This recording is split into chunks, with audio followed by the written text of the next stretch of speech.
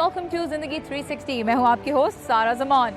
जब मर्द और औरत की बराबरी की बात आती है तो बहुत से लोग ये समझते हैं कि अमेरिका इसकी एक बहुत अच्छी मिसाल है। आखिर यहाँ कौन सा ऐसा प्रोफेशन है जिसमें औरतें नजर नहीं आती। इनफैक्ट हो सकता है कुछ ही हफ्तों में व्हाइट हाउस में सदर की कुर्सी पर भी एक खातून ही नजर आए। लेकिन सच ये है कि ये पूरा सच नहीं है। सच ये भी है कि यहाँ तकरीबन 57% खवातीन लेबर फोर्स का हिस्सा हैं, फिर भी उन्हें मर्दों के बराबर तनख्वाह नहीं मिलती। और ये भी कि यहाँ 40% खानदान ऐसे हैं जहाँ माँ वाहिद कफील है, फिर भी उसे बच्चे की पैदाइश पर तनख्वाह के साथ मैटरनिटी लीव नहीं मिलती। ये मसाइल अमेरिका में एक आम औरत की जिंदगी को कितना मुतासर करते हैं और इनके हल के बारे में खवातीन की आवाज को ताकत के ऐवानों तक पहुँचाने की कोशिशें किस तरह की जा रही हैं, यही मैं लेके आई हूँ आपके लिए आज के शो में। अमेरिका में एक ही काम के लिए मर्दों और खवातीन को मुख्तलिफ तनख्वाह क्यों दी जाती है? यहाँ माँ बनने वाली औरत क्या इदारे पर बोझ बन जाती है? और अमेरिकी लड़कियों और खवातीन को वोट की ताकत का एहसास कैसे दिलाया जा रहा है? इस साल अमेरिका में तकरीबन 2 करोड़ स्टूडेंट्स ने कॉलेज शुरू किया है। इसमें लड़कियों की तादाद पता है कितनी है? तकरीबन 1 करोड़ 20 लाख, यानी लड़कों से काफी ज्यादा। और ये वो ट्रेंड है जो यहाँ तालीम की आला तरीन सतह पर भी नजर आता है। लेकिन जब तनख्वाह की बात आती है तो यहाँ मर्दों और खवातीन की मजमूई आमदन में वाज़ेह फर्क है। हाल ही में मेरी मुलाकात हुई एक यंग कॉलेज ग्रेजुएट से जो ये कहती हैं कि ये तफरीक उनकी जिंदगी के हर पहलू को मुतासिर कर रही है। ये तफरीक है क्यों? आइए देखते हैं। मिलिए 26 साला खलीला बीचम वाटकिंस से। ये अपने खानदान की पहली कॉलेज ग्रेजुएट हैं। इन दिनों नौकरी तलाश कर रही हैं ताकि तालीम हासिल करने के लिए इन्होंने जो $70,000 का कर्जा लिया था उसे जल्द अज जल्द अदा करना शुरू करें।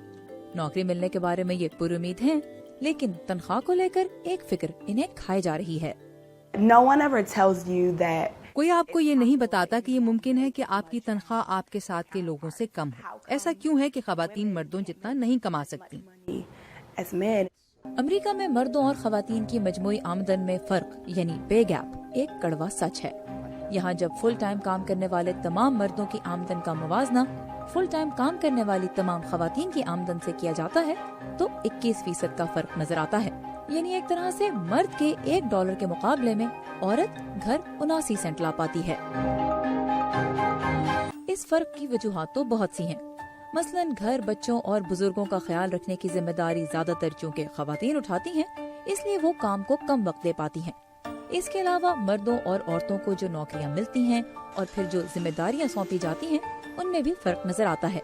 लेकिन इस मसले पर रोशनी डालने वाले एक इदारे American association of university women से मुंसलिक तहकीककार कैथरीन हिल कहती हैं कि काम की नौयत और जिम्मेदारियों के फर्क को खत्म करके देखने से भी पे गैप खत्म नहीं होता।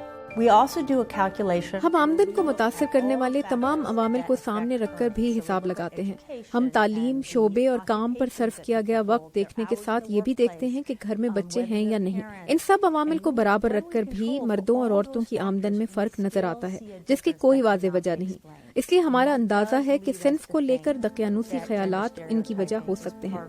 तफरीक तो आज भी हो रही है। अमेरिका में खवातीन की आमदन में फर्क सिर्फ सिन्फ की बुनियाद पर ही नहीं, नस्ल की बुनियाद पर भी नजर आता है। यहाँ अगर सफेद फार्म मर्द के $1 के मुकाबले में सफेद फार्म औरत को 79 सेंट मिलते हैं तो स्याह फार्म औरत 63 सेंट, नेटिव अमेरिकन 59 सेंट और हिस्पानवी निजात औरत 55 सेंट कमा पाती है। और ये सब अपनी नस्ल से ताल्लुक रखने वाले मर्दों के भी बराबर नहीं कमाती। वो जिस क्या निजाम नस्ल परस्त है? Well, unfortunately, I think racism is a part of it. बदकिस्मती से नस्ल परस्ती इसका हिस्सा है, वरना आज पहले से ज्यादा स्याफाम खवातीन कॉलेज में पढ़ रही हैं, अपनी तालीम पर सरमाया लगा रही हैं, लेकिन इसका उन्हें जॉब मार्केट में कोई ज्यादा फायदा नहीं हो रहा। They're not seeing that pay off in the workplace. बल्कि तालीम की खातिर लिए जाने वाले कर्जे पे गैप के सबब खवातीन को मौशी तौर पर मजीद पीछे धकेल देते हैं। Not being paid as much as a white male definitely put. एक सफेद फार्म मर्द से कम कमाने के बायस मुझे यकीनन कर्ज अदा करने में ज्यादा वक्त लगेगा। आपको अदायगी के मंसूबे को बार बार बदलना पड़ता है, रकम बदलनी पड़ती है। मैं सोचती हूँ क्या मैं 40 साल की उम्र तक ये कर्ज वापस कर पाऊंगी? 50 साल की उम्र तक हो जाएगा क्या? मुझे और मेरे शौहर को अपने गोल्स बदलने पड़ रहे हैं। हम घर नहीं खरीद सकते, नई या एक से ज्यादा गाड़ी रखना मुमकिन नहीं। Or having more than one vehicle. सिन्फ की बुनियाद पर आमदन में फर्क औरतों की कुव्वत खरीद को कम कर देता है, जिससे उनके घर वालों को ही नहीं पूरी मईशत को नुकसान पहुंचता है। کیتھرین ہل کہتی ہیں کہ یہ تفریق معاشرے میں پھر مرد کے مقابلے میں عورت کو کمزور کر دیتی ہے. یہی وجہ ہے کہ آج امریکہ کی سڑکوں سے لے کر ہالی ووڈ تک خواتین اس مسئلے کے خلاف آواز اٹھا رہی ہیں. Equal means equal, and the truth is the older women get the less money they make. American ایسوسی ایشن آف یونیورسٹی ویمن جیسے ادارے خواتین کو باقاعدہ ورک شاپس کے ذریعے مناسب تنخواہ کا مطالبہ کرنا سکھا رہے ہیں. کمپنی اور حکومت پر زور دیا جا رہا ہے کہ وہ تنخواہوں کے نظام کو مزید شفاف بنائیں اور اس کے لیے ضروری قانون سازی بھی کریں. لیکن کیتھرین ہل کہتی ہیں کہ اس سب کے ساتھ ایک اور چیز بھی بہت ضروری ہے. We also need to make women's work paid. ہمیں خواتین کے کام کا مناسب معاوضہ بھی متعین کرنا ہوگا. امریکہ میں بچوں کا خیال رکھنے والی عورت پارکنگ لاٹ کی رکھوالی کرنے والے سے کم کماتی ہے. یعنی ہم کسی کو اپنی گاڑی کا خیال رکھنے کی اپنے بچے کا خیال رکھنے سے زیادہ رقم دے رہے ہیں. کچھ ہی ماہ میں خلیلہ کی گود میں بھی ایک پیاری سی بیٹی ہوگی. اس کی کامیابی کے خواب تو وہ ابھی سے دیکھ رہی ہیں، لیکن کیا وہ صنفی برابری بھی اس کے مستقبل کا حصہ ہوگی جس کا خواب خلیلہ کی طرح لاکھوں امریکی خواتین کئی نسلوں سے دیکھ رہی ہیں؟ I hope to. میری خواہش تو ہے کہ مردوں اور خواتین کی آمدن برابر ہو جائے، لیکن مجھے لگتا نہیں ایسا ہوگا. ہو سکتا ہے میرے بچوں کے بچے وہ وقت دیکھ سکیں. جب آپ اعداد و شمار دیکھتے ہیں اور احساس ہوتا ہے کہ اس نسل میں تو نہیں لیکن 3 یا 4 نسلوں میں شاید تبدیلی آ جائے تو بہت مایوسی ہوتی ہے. امریکہ میں خواتین کو مایوسی صرف تنخواہ کے مسئلے کو لے کر ہی نہیں ہوتی. ایسے ہی کچھ اور ایشوز پر بات کریں گے، لیکن ایک چھوٹے سے بریک کے بعد. بریک کے بعد دیکھیں گے کہ امریکہ میں ماں بننے یا نہ بننے کا فیصلہ عورت کے لیے کیسے مسائل کھڑے کر سکتا ہے.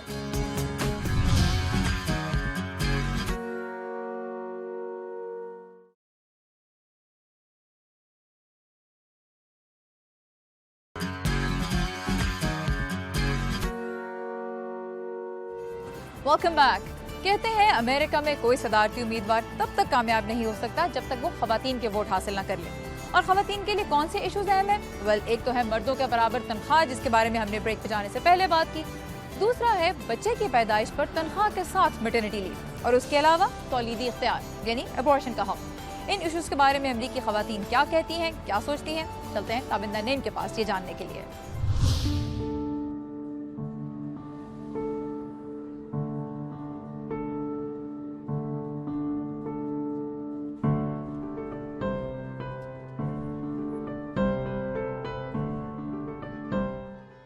Women make up half of the United States. خواتین امریکہ کا نصف ہیں. عورتوں کے پاس ان کی ضرورت کے تمام وسائل موجود ہونا ضروری ہیں تاکہ وہ ملازمت کی جگہ پر رہ سکیں. Be in the workplace. Caroline نیمل امریکہ کی ان 33% لڑکیوں میں سے ایک ہیں جو کالج کی تعلیم حاصل کر چکی ہیں اور اپنے حقوق کے بارے میں سوچتی ہیں. I'm pro-choice. میں عورت کو انتخاب کا حق دینے کی حامی ہوں. میں چاہتی ہوں کہ میرا اپنے وجود پر مکمل اختیار ہو، چاہے یہ بات اسقاط حمل کے حق کی ہے یا برتھ کنٹرول تک رسائی کی. Birth control. یہ جارج واشنگٹن یونیورسٹی سے پبلک پالیسی میں ماسٹرز کر رہی ہیں. امریکہ میں اسقاط حمل کے خلاف چلنے والی تحریکیں ان کی تحقیق کا موضوع رہی ہیں. کیا آپ کو اس سے کوئی فرق پڑتا ہے کہ کس پارٹی کی پالیسی خواتین کے حوالے سے کیا ہے؟ میں کسی ایسے شخص کو ووٹ نہیں دے سکتی جو عورتوں کو انتخاب کا حق دینے کے حق میں نہ ہو. امریکی سپریم کورٹ نے 1973 میں اسقاط حمل کو قانونی حیثیت دے دی تھی، جس کے بعد امریکہ میں اسقاط حمل کے خلاف تحریکوں کا آغاز ہوا جو آہستہ آہستہ کلینکس اور طبی عملے پر حملوں کی شکل اختیار کر گیا. God gave us the gift of life. زندگی خدا کا تحفہ ہے. یہ ہمارا کام نہیں کہ ہم اسے ختم کر دیں. ہمیں ہر حال میں زندگی کا احترام کرنا چاہیے، چاہے وہ ایسا بچہ ہو جسے ابھی دنیا میں آنا ہو یا کوئی بوڑھا انسان. 1993 کے بعد سے اب تک اسقاط حمل کے خلاف پرتشدد حملوں میں 11 قتل اور 26 اقدام قتل کے واقعات رپورٹ ہوئے ہیں. گزشتہ سال امریکی ریاست کولوراڈو میں ایک مسلح شخص نے ایک ابارشن کلینک میں داخل ہو کر ایک پولیس آفیسر اور 2 افراد کو ہلاک کر دیا تھا. تولیدی اختیار امریکہ میں ہمیشہ سے ایک اشتعال انگیز موضوع رہا ہے. ایک ایسا موضوع جو انتخابات میں سب سے اہم ہے، جس کی مدد سے امیدوار اپنا اور دوسرے امیدوار کا فرق واضح کرتے ہیں۔ لیسا میٹس امریکن ایسوسی ایشن آف یونیورسٹی ویمن نامی تنظیم کی نائب صدر ہیں۔ سارا معاملہ زیکا وائرس کے بعد اور بھی پیچیدہ ہو گیا ہے۔ زیکا وائرس، جس سے متاثرہ ماں کے پیدا ہونے والے بچے کا سر نارمل سائز سے چھوٹا ہوتا ہے۔ اب ہم صرف اسقاط حمل کی سیاست پر بات نہیں کر رہے، بلکہ عورتوں کی صحت پر ہونے والی سیاست پر بات کر رہے ہیں، جو میرے خیال میں ایک بہتر گفتگو ہے۔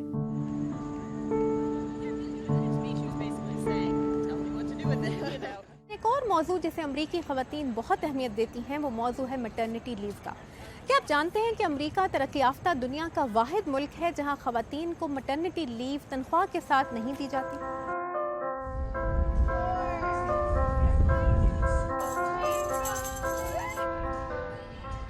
امینڈا کائلی اپنے بچے کی پیدائش تک صحت پر کام کرنے والی ایک کمپنی میں مارکیٹنگ مینیجر تھیں۔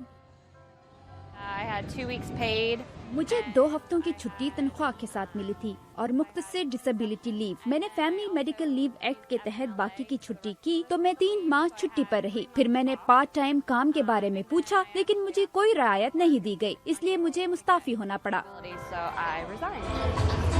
علیشا کارماتی اپنے تیسرے بچے کی پیدائش تک واشنگٹن کی آرلنگٹن کاؤنٹی کے ایک اسکول میں ٹیچر تھیں، لیکن اب ایسا نہیں ہے۔ میں نے اپنے سب بچوں کی پیدائش پر 12 ہفتوں کی چھٹی لی تھی۔ میں اور بھی چھٹی لینا چاہتی تھی، لیکن 12 ہفتوں سے زیادہ چھٹی لینے پر میری ملازمت چھوٹ سکتی تھی۔ امریکہ کے فیملی میڈیکل لیو ایکٹ کے تحت ملازمت پیشہ مائیں بچے کی پیدائش پر بغیر تنخواہ کے 12 ہفتے کی چھٹی لے سکتی ہیں، لیکن لیسا میٹس کہتی ہیں کہ ہر خاندان بغیر تنخواہ کے چھٹی لینے کا متحمل نہیں ہو سکتا، اس لیے امریکی شہری خاندان میں اضافے کا فیصلہ اپنے مالی حالات بہتر ہونے تک مؤخر کرتے رہتے ہیں۔ Family Medical Leave Act was the first bill, in fact, that President Bill Clinton signed. Family medical leave act وہ پہلا بل تھا جو صدر بل کلنٹن نے سائن کیا تھا۔ اس ملک میں بہت سے لوگوں کو تنخواہ کے ساتھ بیماری کی چھٹی نہیں ملتی، وہ کام پر بیمار جاتے ہیں، بیماری میں بچوں کو اسکول بھیجتے ہیں، کیونکہ انہیں اپنے خاندان کی دیکھ بھال کرنے اور ملازمت اور پیسہ کمانے کے درمیان کسی ایک کو منتخب کرنا پڑتا ہے۔ You should never have to make that choice. انہیں کبھی بھی ایسا انتخاب کرنے کی ضرورت نہیں پڑنی چاہیے۔ We're really concerned right now because اس وقت ہمیں بہت تشویش ہے کیونکہ یہ قانون کا الجھا ہوا نظام ہے، اور ضروری نہیں کہ آپ کو ہمیشہ کوئی ایسا اچھا باس مل جائے جو تنخواہ کے ساتھ میٹرنٹی لیو حاصل کرنے میں آپ کو مدد دے۔ these programs. کچھ نجی ادارے اپنے طور پر خاتون کارکنوں کو 1 یا 2 ہفتوں کی میٹرنٹی لیو تنخواہ کے ساتھ بھی دیتے ہیں، لیکن بچے کی پیدائش پر تنخواہ کے ساتھ چھٹی کا کوئی مرکزی نظام موجود نہیں۔ American women will decide this election. ان انتخابات کا فیصلہ امریکی خواتین کریں گی، جو عورتوں کے ووٹ جیتے گا وہی 20 جنوری کو وائٹ ہاؤس پہنچے گا۔ This is the one who's going to be in the White House come January 20th. یہاں پہ میں لینے لگی ہوں ایک چھوٹا سا break, but stay with us. خواتین کو ووٹ کی طاقت استعمال کرنے کے لیے کیسے قائل کیا جا رہا ہے، دیکھیں گے اس بریک کے بعد۔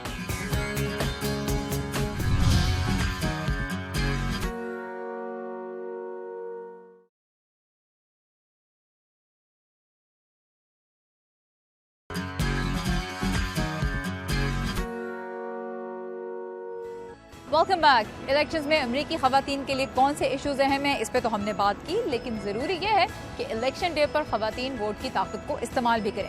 اس ملک میں خواتین کو ووٹ ڈالنے کا حق ملا 1920 میں، یعنی اس ملک کے قیام کے 144 سال بعد۔ اس حق کے لیے جدوجہد کرنے والی خواتین نے اسی سال لیگ آف ویمن ووٹرز کی بنیاد بھی رکھی، تاکہ اس ملک کی ہر عورت کو اس کے ووٹ کی اہمیت کا احساس دلا سکیں۔ آج یہ تنظیم کتنے وسیع پیمانے پر کام کر رہی ہے، چل کر دیکھتے ہیں نیلوفر مغل کے ساتھ۔ یہ جمعرات کی ایک شام ہے۔ ورجینیا کے علاقے فیئرفیکس کے ایک مقامی اسکول میں ووٹر رجسٹریشن کا ایک ایونٹ جاری ہے۔ لوگ بڑی تعداد میں آ رہے ہیں۔ وہ نہ صرف ووٹ رجسٹر کرانے بلکہ ووٹ ڈالنے سے متعلق دیگر معلومات بھی حاصل کر رہے ہیں۔ اس تقریب کو لیگ آف ویمن ووٹرز نے آرگنائز کیا ہے۔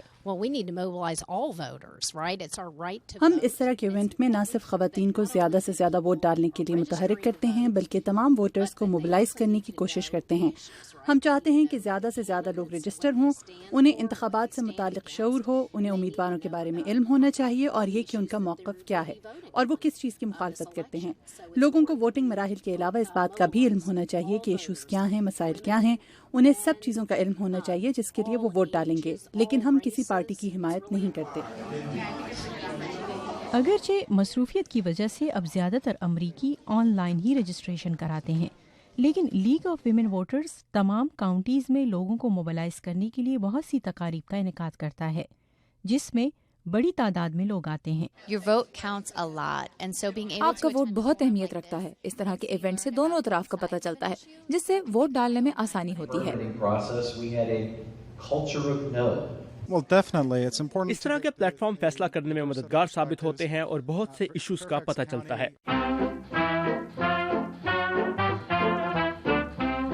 لیگ آف ویمن ووٹرز اس وقت قائم کی گئی جب امریکی خواتین کی اپنے ووٹ کے حق کے لیے 72 سالہ جدوجہد اپنی منزل کے قریب پہنچ چکی تھی۔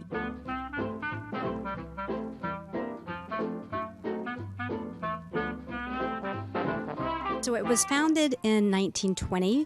The 19th Amendment was passed. یہ ادارہ 1920 میں قائم کیا گیا جب 19ویں ترمیم منظور ہوئی اور خواتین کو 72 سالوں کی جدوجہد کے بعد ووٹ ڈالنے کا اختیار ملا، لیکن انہیں اس بارے میں شعور دینے اور متحرک کرنے کے لیے ایک پلیٹ فارم کی ضرورت تھی جو لیگ آف ویمن ووٹرز کی صورت میں سامنے آیا تاکہ ایک خاتون بھی اپنے والد، بھائی اور شوہر کی طرح ووٹ ڈال سکے۔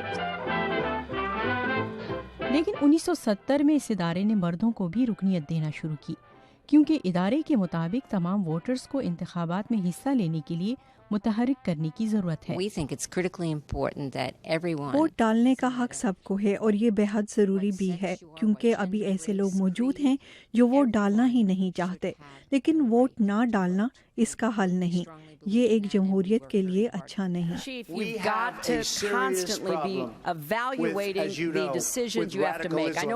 منتظمین کا کہنا ہے کہ وہ کسی بھی صدارتی امیدوار کی نہ ہی حمایت اور نہ ہی مخالفت کرتے ہیں، لیکن وہ ان ہر طرح کے ووٹرز کی حوصلہ افزائی کرتے ہیں کہ وہ نومبر میں ہونے والے صدارتی انتخاب میں ووٹ ڈالنے کے لیے نکلیں۔ الیکشن میں تو ایک ووٹ بہت اہم ہوتا ہے، لیکن امریکہ میں چونکہ مختلف کمیونٹیز کے ایشوز مختلف ہیں، اس لیے انہیں ووٹ ڈالنے کے لیے بھی الگ الگ طریقوں سے قائل کرنا پڑتا ہے۔ تو بلیک گرلز ووٹ ایک ایسی تنظیم ہے جس کی بنیاد رکھی ہے نوجوان افریقی امریکی خواتین نے۔ یہ کس طرح کام کرتی ہے، آئیے دیکھتے ہیں۔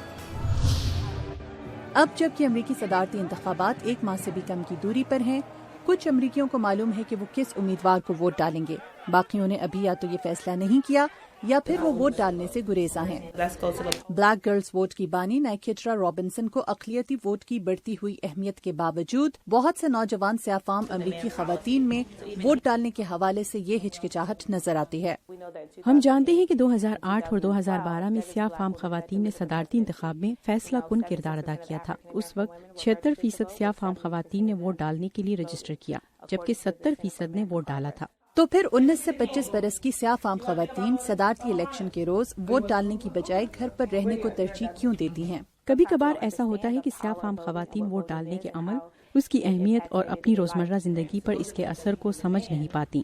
نائکیٹرا سمجھتی ہیں کہ سیاہ فام خواتین کو ووٹنگ اور ان کی زندگیوں کے درمیان تعلق کو سمجھانا انتہائی ضروری ہے۔ خواہ آپ کے محلے میں پولیس کے گشت، وہاں پر اسٹریٹ لائٹ کا مسئلہ ہو یا پھر سیاہ فام مردوں کے لیے روزگار کے مواقع، یہ سب کچھ پالیسی کے ساتھ جڑا ہے۔ یہ تنظیم خود چل کر خواتین کے پاس جاتی ہے، جیسا کہ اسٹور، ہیئر سیلون، ریسٹورنٹ یا پھر کالج کیمپس۔ میں یہاں آج ووٹ رجسٹر کرانے اور بلیک گرلز ووٹ کی ممبر بننے کے لیے آئی ہوں۔ کیارا بینکس میڈیکل اسسٹنٹ بن رہی ہیں اور انہوں نے زندگی میں کبھی ووٹ نہیں ڈالا۔ کیشا ایڈیسن کیارا کی کلاس فیلو ہیں۔ کیشا ملازمت کرتی ہیں اور ان کے 3 بچے ہیں۔ وہ 19 برس کی عمر سے ووٹ ڈال رہی ہیں۔ میں ہر صدارتی انتخاب میں اپنا ووٹ ڈالتی ہوں۔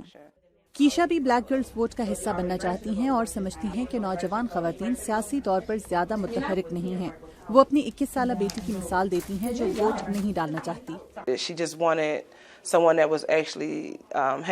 میری بیٹی کوئی ایسا صدر چاہتی ہے جو نوجوانوں کی آواز بنے اور ان کے مسائل سمجھے۔ میں اپنی بیٹی کو یہ سمجھاتی ہوں کہ اسے ووٹ ڈالنا چاہیے، آپ چاہے جس امیدوار کو بھی ووٹ ڈالیں، آپ کے ووٹ کی اہمیت ہے۔ اور کمیونٹی میں یہی پیغام پھیلانے کے لیے مختلف ایونٹس کا انعقاد کیا جاتا ہے. یہاں پر بچے کڈز زون نامی پروگرام میں اپنے صدر کا انتخاب کر رہے ہیں. ہمیں ضرورت ہے کہ بچوں کو چھوٹی عمر میں ہی ووٹ کی طاقت کے بارے میں بتائیں. لہٰذا اس نومبر میں یہ بچے ووٹنگ کے بارے میں سنیں گے اور اپنی امی سے کہیں گے کہ آپ کو ووٹ ڈالنا چاہیے. تنظیم کی سربراہ نائکیٹرا رابنسن کا کہنا ہے کہ چھوٹے بچوں کو جمہوری عمل کا حصہ بنانا ضروری ہے تاکہ وہ یہ سمجھ سکیں کہ ووٹ ڈالنا کیوں ضروری ہے اور یہ کہ ان کے ووٹ کی اہمیت ہے. بچوں کو یہ بتانا بھی ضروری ہے کہ ایسے امیدوار منتخب کر کے جو ان کے خیالات کی ترجمانی کرتے ہوں ان کی کمیونٹی میں مثبت تبدیلی لائی جا سکتی ہے. یہ تھا ہمارا آج کا شو. اس الیکشن میں خواتین کا ووٹ کس امیدوار کے ہاتھ آتا ہے یہ تو 8 نومبر کو ہی معلوم ہوگا. لیکن جاتے جاتے یہ دیکھتے ہیں کہ وائٹ ہاؤس تک ایک خاتون کے پہنچنے کا امکان امریکہ کی خواتین کے لیے کیا معنی رکھتا ہے. آپ سے انشاءاللہ اگلے ہفتے پھر ملیں گے. تب تک کے لیے خدا حافظ.